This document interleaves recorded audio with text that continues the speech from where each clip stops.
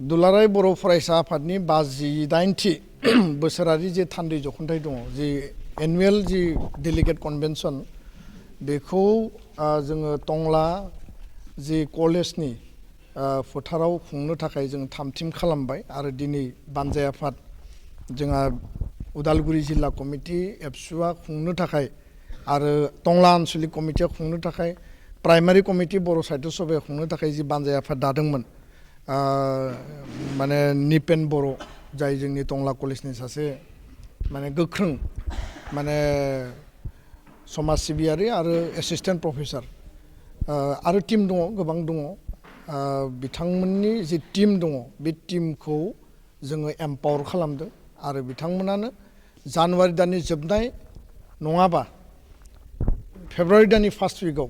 जोङो डेटखौ within 3 days जोङो फाइनाल खालामगोन आलासिफोरनि माखासे कनसेन्टनि खोथा दङ माखासे परिबेसनि खोथा दं गासैखौबो मिलायनानै गुबुन गुबुन आफादफोरनिबो जुथुमा दङ दा बे डेटआ माखासे क्लेसिं फैदों बेखौ नोजोर बोनानै जोङो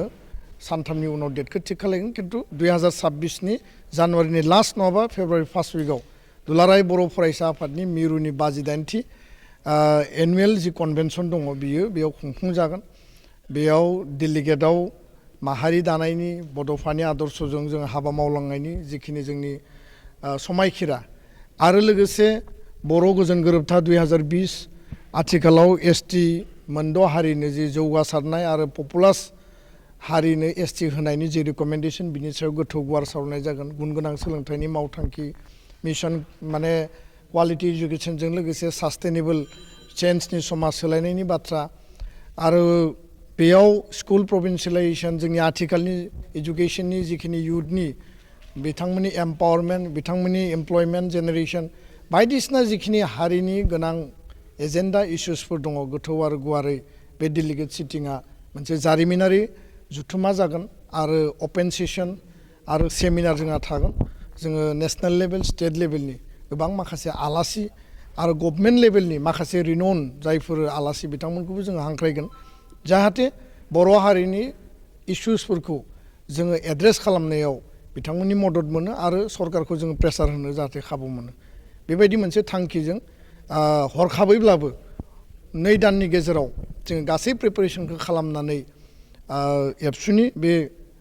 मैखोम मोनसे जारिमिनारि जुथुमाखौ जों खुंनो थाखाय दिनै बानजाय आफादजों मिरु आफादा सावरायबाय जिल्ला आफादजों सावरायबाय आरो दख'र आफादजों सावरायनानै उदालगुरि जिल्लानि गासै दख'र आफादफोरनि मदद आरो खाथि खाला गासैनि मददनि गेजेरजों जों खुंफुंनो थाखाय जों थांखि लाबाय गोजोन्थों जोङो सानथाम मिरुनि हाबाफारिया जागोन आरो जिल्ला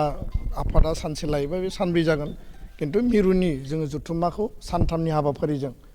डेलिगेटनि गेजेरजों सेमिनारनि गेजेरजों जोंहा लिटारेरि कम्पिटिसन बा कालचारेल कम्पिटिसन थागोन बेजों लोगोसे जोंहा माखासे